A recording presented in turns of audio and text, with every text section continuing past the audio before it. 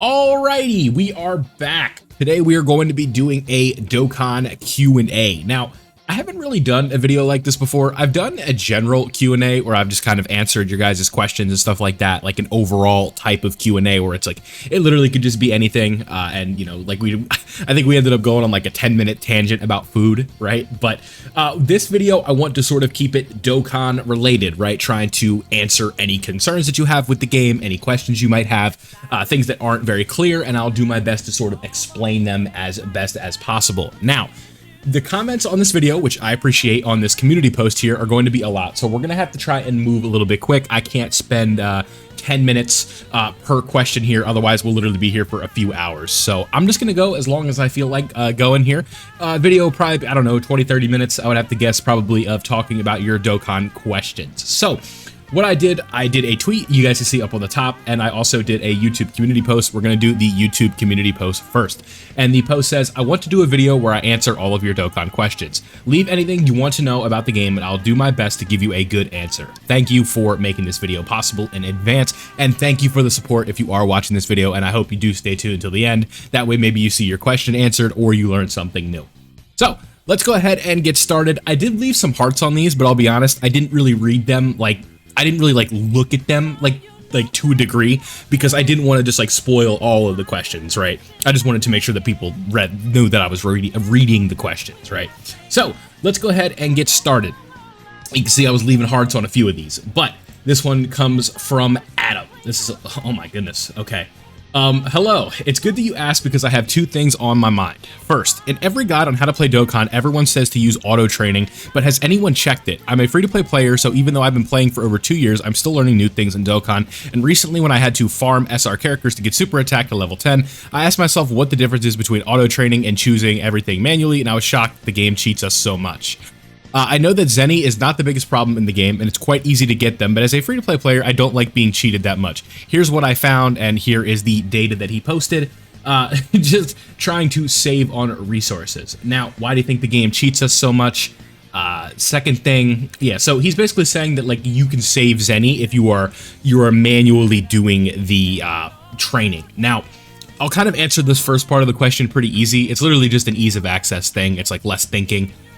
The only time I really ever don't use the auto training feature is when I am just sort of when I'm doing A, if I'm manually doing super attack, and then B, if I'm trying to conserve PyCon hat items or candy cane items. I don't want to use those on TURs or EZAs. Those are more kind of set for LR, so I can do them in one sort of sitting, right?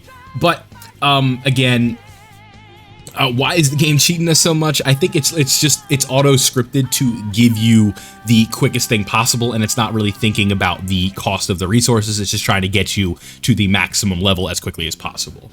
The second thing is hidden potential and skill orbs. I still can't understand what to give to which character. Okay, so with hidden potential and skill orbs, it is going to come down to kits, right? What does the character not have innately that we can build on with the hidden potential system, right? That is sort of the way that we want to go. The beauty of modern day characters is most of them are Frankenstein monsters of literally everything, and usually you can just get away with doing extra dodge or extra additional because crit chance is usually just baked into the character anyway, and you're not going to need it in the hidden potential system. The way that I like to do it, and I'm just reading this portion of the question first, right? The way that I sort of do almost every single character is additional and dodge, unless otherwise, we just know that crit is the way to go. If you look at a character like AGL Full Power Broly from the 9th anniversary, that is a character you want to focus on crit because they are going to be doing a ton of supers, so it's not really an issue, right? Should I give defense, health, attack, or maybe dodge? Is it really that important, and can you run a character by giving them unnecessary points? Yes.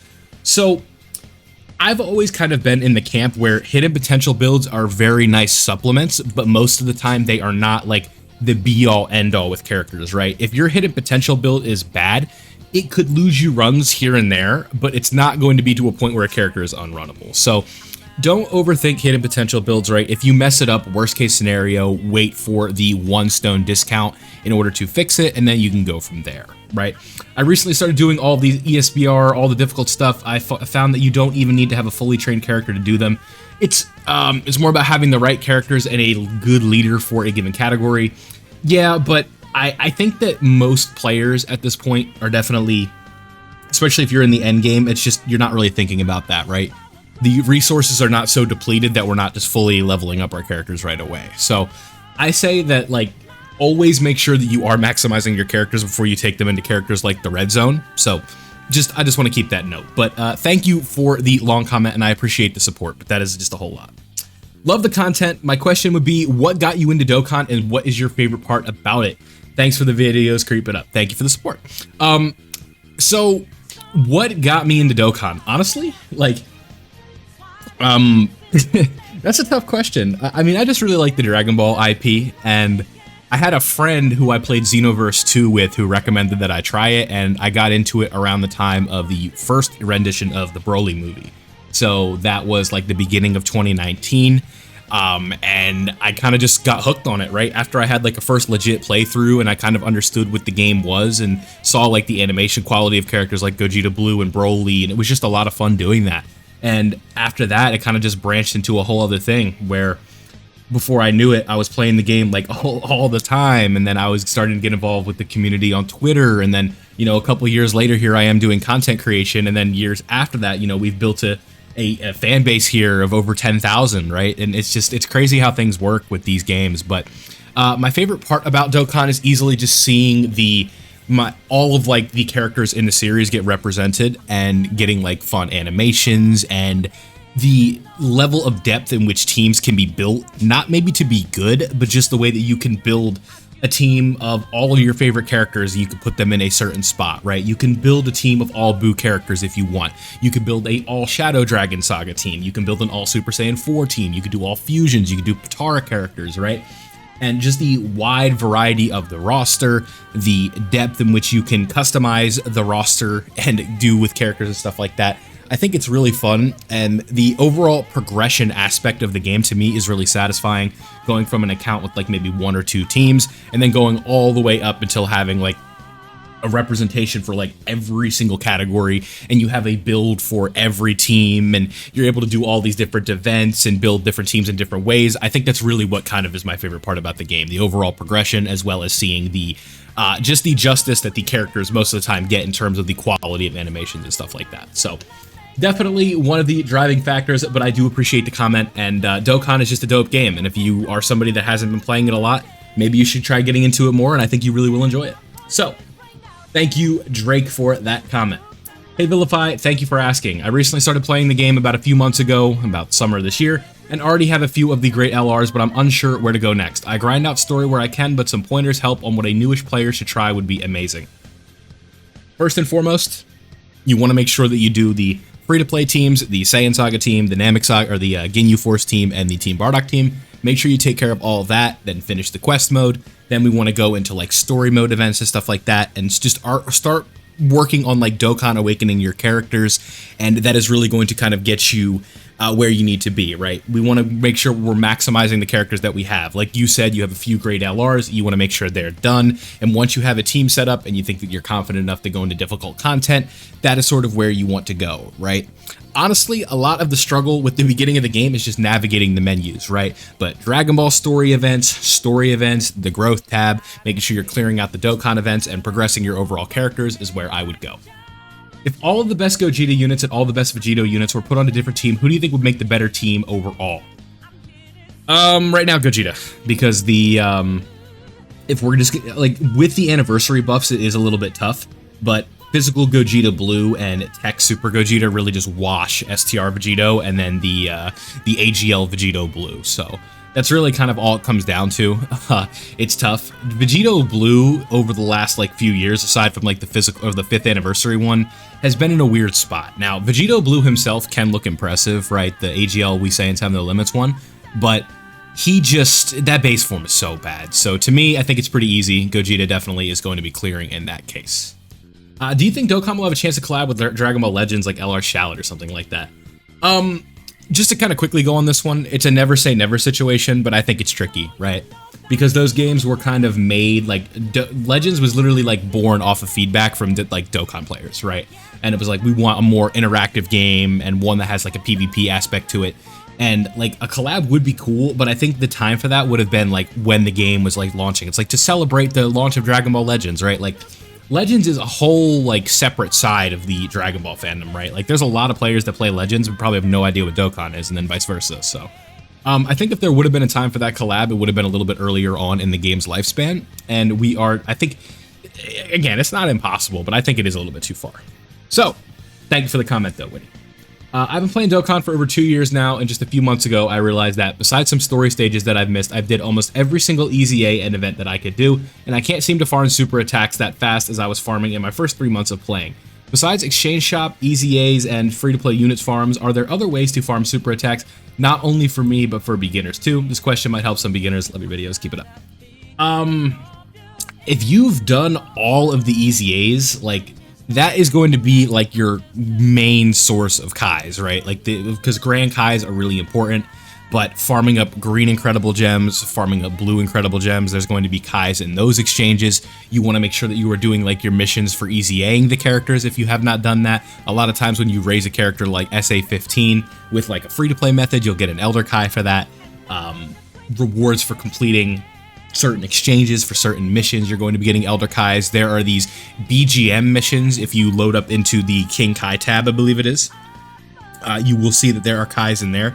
But you really just want to make sure you're checking missions and seeing what you can do that drops Elder Kais. If you really are in a pinch and like you just literally like you have a new character and you just cannot raise their super attack, sometimes the 25 stones for Kais might be worth it, but most of the time don't do that, right? But really, exchanges are going to be your best friend. But if you are a beginner, do not fret, because the Extreme Z battles are going to give you an ample amount of Kais, right? On my Zero to Hero account, which started as a beginner in the summer, it's literally like I have hundreds of each Kai type. So it's not really a big deal. But like I said, this is a very like cherry pick situation where, you know, this player has already done the Extreme Z battles and it is a little bit tricky. But just make sure that you are being as responsible as possible with your Kais moving forward. I think I said as possible twice, but make sure that you are like being careful about your Kais, and any time that you can Dokkan responsibly with raising super attack level, make sure you are doing that. So thank you for the question. When MUI Goku is coming? When is MUI Goku coming back? I'm sorry. If you're talking about the tech one, Saiyan Day, that's probably the most likely return, which is going to be March 18th. If you're talking about the AGL one, there is a possibility he is on the 10th anniversary banner. If this is the exact same game but with a different IP, it would have died years ago, yes or no? Hard to say, probably. There are games that go a decent span, right? Like One Piece Treasure Cruise, I'm pretty sure is like entering year 10 or year 11, right? Bleach Brave Souls is up to year 9. Like, it's not just like Dragon Ball IPs that can last this long, right? It all just depends on if this was a game, Jasper, right? Like, I don't know why I said your name there, but who left the comment, right? If this game saw the same amount of support, if this game saw the same amount of love from the devs, I absolutely think it could go 9 years or 10 years, right? But if this was an IP where, you know, if we had to consider, like, if we took away all of the top grossing, right, and all of the popularity on the charts and stuff like that, it's tricky, right? I think that the game may not have made it around to, like, you know, the fourth or fifth renditions of certain characters, but I don't know. I don't know if died years ago would have been the idea, but I don't know. Dragon Ball as an IP is just a wagon, man. It's so tough to say, because if a One Piece game that was literally just this, but, you know, instead of every Super Saiyan Goku, it's Gear 2 Luffy, right, or something like that, it's just it's tough to say. I think if it was like One Piece, it easily could do it. If it was like, just think about like any of like your favorite IPs, right? If it's Demon Slayer, I guess it could do it. If it's Jujutsu Kaisen, it probably could do it. I'm just trying to think of like, you know, big shonen right now. Bleach used to be, you know, Naruto. It's so tough to say. But I think if a game would see, if it would turn out, like if the turnout was the same, I absolutely think it would. And if the support was the same, I think it would. But again, it's really tough to say. The best and fastest ways to acquire stones for free-to-play players. This is a plug here, but I have videos on the channel all about this, and it's just easier for you to explain in that way. But first and foremost, quest mode, then you want to do story events, then Infinite Dragon Ball History, and then I would say Super Boss Rush. Those are some of the best ways to do get stones quickly. First, when they open Extreme Z battles around the year, I want to farm. Oh, so anniversary or New Year's is going to be the first time for this. How many free-to-play Dragon Stones can an endgame player get per year? Oh, I want to say like 2,000 plus. Around how many Dragon Stones should I need to rainbow an anniversary character, and should I rainbow them? All comes down to luck, but you're probably going to need at minimum about 2,000. They are very strong, but is it worth it for a free-to-play? Absolutely not. You always just want to get one copy of like new headlining anniversary LRs. You shouldn't need to get dupes in these new units. Is it worth easying all my units in the early game content where my options are limited, and even in endgame is it worth? All of like your Dokkan Festival exclusive TURs and LRs, I would say you should be focusing on easying, but like sub easy A's and stuff, you could easily get away with not doing those right away. Yeah, we're still Dokkan. Did I answer this one? No, but I did give it a heart. What does Dokkan need to do to lengthen the lifespan of their game? Great videos per usual. Thank you, Ramon. What do we need to do? I think Dokkan original stuff is one way to do so, but this game is in one of those luxurious positions that not a lot of games have, where I feel like the community will eat up a lot of the stuff that they give us, right? And be super excited about it. How many times, like, I feel like they could do Super Gogeta and Super Vegito for like 3 years in a row for anniversary, and people would complain, but the hype would always be there, right? The turnout would always still be there. But more innovative content, I think, for sure. More ways that the bosses can affect you, more ways that you can take out bosses is going to be ways to add to the lifespan. More Dokkan original animations, more Dokkan original units, which is all stuff that they've hinted at and done in the last couple of years, right? Gogeta Blue, the LR Gogeta Blue has a Dokkan original animation. LR Vegito Blue has a Dokkan original animation, right? Bosses are doing territory skills now. We have domain mechanics. We have taunts. The game is doing all of these crazy different mechanics, and the bosses are doing all of these crazy different things. And really, like, we have never seen, like, I don't know if the game has ever been more innovative in terms of the gameplay, right? Because if you think about like SBR to ESBR, it's literally just the numbers are cranked up, right? But they are still doing like number cranking, but they're also giving bosses unique mechanics that set them apart from one another. So all of the things that I think that they're doing right now have been good, and they just need to continue to expand on that. We can't get into a point where the devs just feel comfortable just re-releasing the same characters and doing +1s in terms of their passives. We need to continue to get unique stuff. That's how you keep the lifespan going. Who's your personal favorite unit, even if they're terrible? Well, mine's AGL MUI, so not too bad, right? And what would you personally want to eventually come to the game or get a new unit?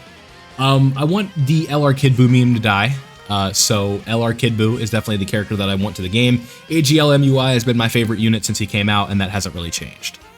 What are the chances of getting an LR Kefla for 2025? I want to say it's 50-50. Like, you know, we go back to the Tournament of Power for some reason. We go to Universe 6, and there you go. You're in. But LR Kefla is up there with the likes of like LR Kid Buu and stuff like that. Like, where is she? I would love an LR Kefla for sure.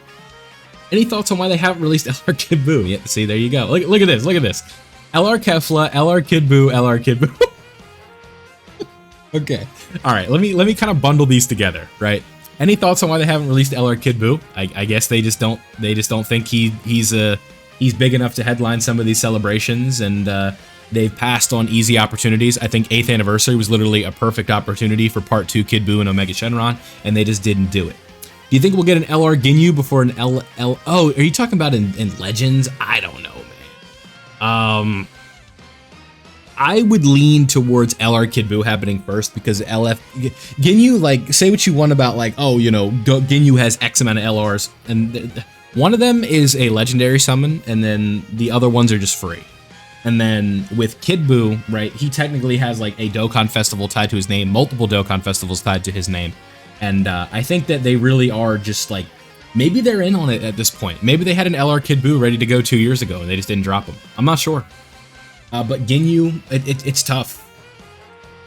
I would say that LR Kid Buu is just more probable because he's a more hype character. Do you think we'll see a Dokkan original Dokkan Fest?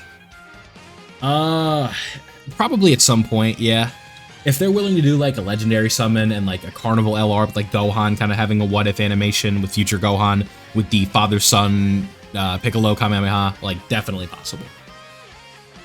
I'm a new player, about a month or so. I'm not really sure what I should be doing, to be honest. I've done most of everything. I seem to be able to actually beat And I'm struggling to form a good enough team to take on the hard challenges like Super Battle Road or even the Frieza fight form from the challenges. I think he's talking about the Frieza fight or the Legendary Frieza event. That being said, I still have fun just aimlessly LR hunting for now. Yeah, I think that like if you're just someone who wants to just try and collect stones and summon, like that's your way of playing, I think that's completely fine. It's fun.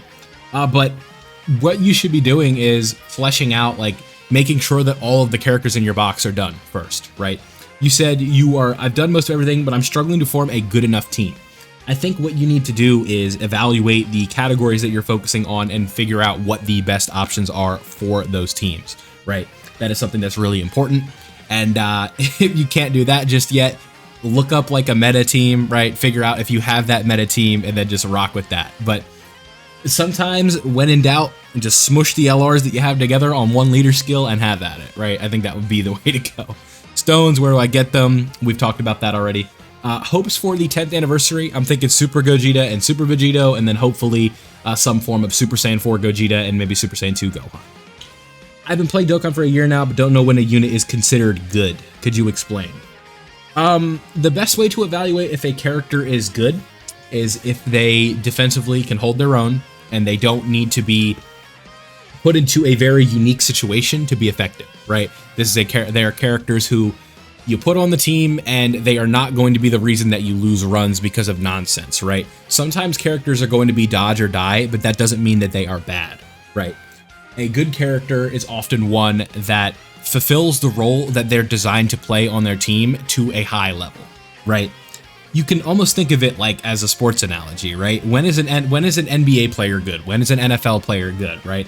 When they are doing what they are supposed to be doing and doing it well. When they are fulfilling a role on the team that they are on, right? I don't know. I guess I could use, non-American football as an example too, right? Like when a goalkeeper, right? When a goalkeeper is doing their role, right? Making sure that the opposing team doesn't score, right? Getting the ball out after a missed shot, throwing it down, whatever. That's sort of when you know that the character is good, right? When they're doing it at a high rate, when they're doing it efficiently. That is sort of what you are looking for when a character is good. If they can do something offensively, or the character is designed to do something and they do it well. That's kind of the best way I can explain it. Yeah, what LR Kid Buu, man. I don't know. And will there be a collab with another anime in the near future? I put my hands in prayer and say I want a Bleach collab. Okay, is it dumb? Is it cope? Is it completely hopeless? Absolutely. But I'm here. Do you think we'll find? What the hell? Do you think we'll finally see Kid Buu LR this anniversary? It's possible. And if so, what passives domain would I want to see on him? I guess a Supreme Kai Planet domain would be kind of cool, right? I would definitely want to see like a standby where he goes to sleep. That'd be cool. If they don't shaft Vegito and give him the LR, he's down, right?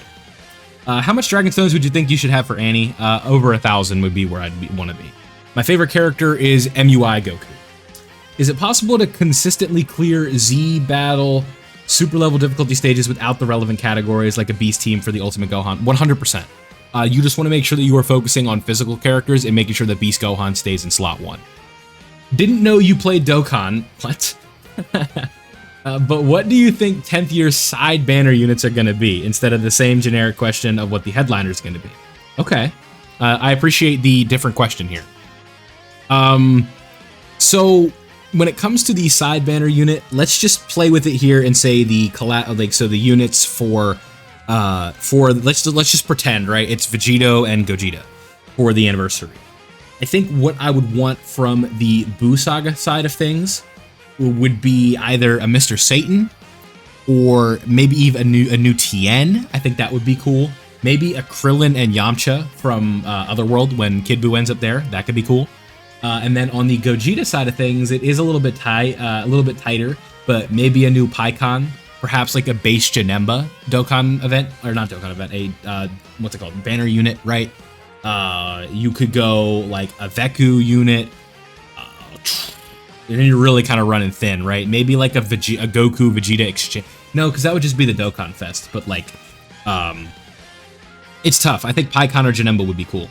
My favorite anniversary would have to be the 9th anniversary because it's just synonymous with the growth of my channel, I think. How do you feel about Tech-Pan still being the definitive best unit in the game ever? She's great. She does all types of damage. There's definitely not a short on my channel of her doing 0 damage. I'm a new Dokkan player. I was wondering if it's best to tackle all the growth missions and complete them while doing the quest mode to replenish my stamina little by little, or just do the quest mode, all stages, and raise my rank first. The best way to saving stamina for the long game is just ranking up, man. Like, especially if you do quest mode when XP is like 4 times multiplied, stamina's not going to be an issue. Like if you're just doing quest on the hardest difficulty, that stamina bar is going to be at 999 constantly. Do leader skills still affect the units even in rage mode, giant form, or giant ape? I am pretty sure that they do, yes. How do I keep farming up Elder Cards for SA when the 10th anniversary drops? I feel as if I plateaued when it comes to grinding for them. The best way is just make sure that you are doing the Extreme Z battles, and then making sure that you are continuing to do missions in the game and stuff like that. That is going to be the best way to keep your Kais. Probably won't see this one, but a problem I always have is not knowing which unit goes in what slot. I've watched a lot and have slight idea, but I still don't fully grasp it. Okay, so the unit that is designated to be like the tank or the offensive side of things for when it comes to, or the defensive side of, I can't talk. The slot 1 character is the defensive one, right? The character that is not going to need to super in order to gain access to their defensive benefits. This is a character that has a lot of guard. This is a character that has high damage reduction. This is a character that has high defensive stats, right? These are the characters you want to put in slot 1. Slot 2 are focused on the characters that are going to need to super first, right? These are characters who gain all their defense on super, or they need to get hit or something like that. It's tough, right? Slot 3 is usually dedicated to support characters or characters who are just not going to lose you runs, right? We call these floaters. So defense slot 1, offense into defense slot 2, and then potentially just support and defense in slot 3. That's mainly what you'd want to focus on. Will we be getting an Android 16 in the future? Probably, I'd say. Why do I have a Bleach profile picture and banner? Because I think in the Dokkan community, it sticks out a little bit. And also, I'm just a huge fan of Ichigo, and that is, and Bleach itself, right? That is just probably my favorite series at this point. I just happen to cover a Dragon Ball related game, but Dragon Ball was my gateway drug into animanga, right? Dragon Ball, I was almost exclusive to from my childhood all the way up until I was like 21, right? And then I finally started reading other stuff, and then I fell in love with Bleach, and now it's my favorite. So, who do you want the Part 2 anniversary units to be? Gogeta 4 and Super Saiyan 2 Gohan. Realistically speaking, now that we're approaching 10 years of Dokkan, how much longer do you think the game will last? As long as the game continues to see this level of support and love from the devs, I think it can go as long as we want. LR Kid Boo, I don't care about Dokkan. I'm interested in seeing your face. Yeah, I'd answer that. Why do the Dokkan devs hate global? Because the games are just, they're operated on different teams, and the philosophies that they have behind both versions are different. Is Dokkan still worth playing? For me, the most exciting part of the game is summoning and awakening cool units. Everything else for me is boring. I think that in order to summon, you kind of have to play the game, right? If you're not going to be someone who spends money on stones. But also, like, summoning and actually seeing what these characters can do, I think, is the aspect for it. So if you're somebody who isn't enjoying the game, then I wouldn't play. But if you do enjoy the game, then absolutely keep going, right? If you just enjoy summoning, then hell, just keep re-rolling, baby. I don't know. But, you know, it is kind of a bad situation when you're saying that everything else for you is boring. So it is tough, but I think it's worth playing, yes. So thank you to everybody who left a comment on the YouTube side of things. A lot of good stuff here to talk about. You know, usually I'm not done yet, but usually we don't do videos that go this long. So thank you all for your comments on this one. Let's go ahead and head over to Twitter. So I said I want to do a video where I answer as many Dokkan questions as possible. Leave them below. Can be anything related to the game. And then I did a picture of everybody's favorite. So let's go ahead and get started. The first one, we kind of answered this one briefly here a moment ago. But how much longer do you think Dokkan can you continue going? It is obviously still going very strong, but what do you think they need to do to the game, so the game continues moving forward? Just continuing to innovate. I think that is really where the line is drawn, right? As long as the game is giving players interesting mechanics to work with and new things and innovative things to potentially, you know, toy around with and give players as many options to play the game as possible, that's how the game is going to continue to go. As long as the game is seeing the support and the love from the devs, like I said, we are really going to be, I think this game can just continue to go, right? Because Dragon Ball has such a passionate fan base, and as long as the characters and stuff are still providing a lot to the game, then I still think it can continue to go. How do you feel about the, all right, next question. How do you feel about the EZAs slash super EZAs this year? And has Dokkan done a good job with them to help out teams that need them as well as be able to compete with tough content currently in the game? I think the EZAs for 2024 have been very good, right? It's sort of tough to think of all of them off the top of my head, but if we go from the like the top, from the top, right? Like the major EZAs, like STRUI Goku, a bit of a miss. The Broly trio, very good. Evo Ken, very good. The 6-year EZAs, very, very, very good, right? We had like Tech Jiren who EZ8, and these characters have been phenomenal, right? We can just go down the list. Tech Super Gogeta is literally a #1 in the game contender when he transforms. STR Super Vegito, very good. Physical Buhan, very good, right? Now, obviously, you guys know at this point that there's always going to be whiffs, right? When it comes to EZAs. This has always been the case. It's just there's too many things that could potentially go wrong with a character. Sometimes the skeleton isn't good, but I think just all in all for 2024, you know, we think about like last year, I don't think the EZAs were very good, but this year I think they've done a really good job of putting these characters in roles for teams and having them excel, right? AGL-UI and Evolution Blue Vegeta are like one of the driving forces behind why I talk about superheroes in the way that I do. Where it's like, and you know, again, I'm not like saying that this is like an original take that I coined, right? But you know, the 6-year EZAs are literally staples on that superheroes team with just everything they're able to do offensively, everything they're able to do defensively, the utility that they bring to the table with the revive. It's just they are one of the major forces behind what I still think is one of the best teams in the game, right? And it's just that is a testament to how good the EZAs have been this year. Like I'm trying to pull them up here on the side as I'm doing this recording here, but you know, we think about the most recent EZAs with like Super Saiyan 2 Vegeta and Super Saiyan 3 Goku, right? Very good EZAs. And the worldwide download celebration, right? We had Tech Broly's EZA. That was a very good one. The Super EZA for Broly, the Super EZA, and this wasn't worldwide, but like the Super EZA for Kid Buu, the Super EZA for Super Saiyan 3 Goku, the EZA for Super Saiyan 3 Gotenks, like. All of these Super EZAs have been pretty damn good. I think the worst of the bunch has been Physical Goku Black, go figure. And it's a shame because these Goku Black units just always seem to find a way to not be good. I don't know how they keep doing it, but they have definitely helped with providing necessary buffs for teams and giving characters other roles. I think the Super EZA for Beerus is a legitimate top 3 TUR contender, and that's obviously not very common in terms of like the way things go. So I think overall, this is a good question. EZAs really have sort of found their role in terms of like where they need to be in the game, and that is contending and competing with these top tier units. And they're obviously never going to be better than the headliners by design, but sometimes it happens. Do you think an angel loses its wings every single time I hit single summon? No. If you had to make the New Year's celebration, what would you do? I would go Daima. I think we go dual Dokkan Fester here, and we do either a Super Saiyan Goku and a Glorio, or we do a Super Saiyan 2 transforming Goku and a Tamagami number 3, or something like that. I could definitely see that happening. Maybe just like a Goku and Vegeta from Daima. I'm leaning heavily towards Daima being New Year's. In your opinion, is Goku in the Super Saiyan saga better than Vegito and Gogeta? In terms of hype, no, but in terms of being worthy of an anniversary character, absolutely. My favorite OST that I frequently listen to? That's a good question. AGL Omega's intro is my go-to. That's one of my favorite OSTs for sure. I like Tech Transforming Janemba's OST. I like Physical Ultimate Gohan's Active Skill OST. That one's really good. Just ones that I use in the game. I think Topo's intro OST has a nice vibe to it.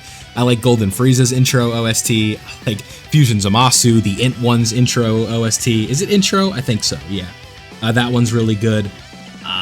So it's tough to think of all these off the top of my head. I like Int Evolution Blue Vegeta's. I like Physical Janemba's Rage Mode, and that's just a few off the top of my head, just to name a few. What's your opinion on no item runs? I personally feel it doesn't really matter anymore, and the appeal it has is gone. Yeah, I don't think that no item run is really like, it's not, I think you kind of hit the nail on the head, right? Where it's not as big of a deal or like meta for YouTube anymore, especially. Like, people don't really care about the no item run, right? It's just, I think that no item runs, the role that they serve is evaluating the performance of a character, right? Is this character good? Do they need extra artificial supplements in order for them to be able to fulfill a role, right? Can they be defensive on their own, or are they going to need a pick-me-up, right?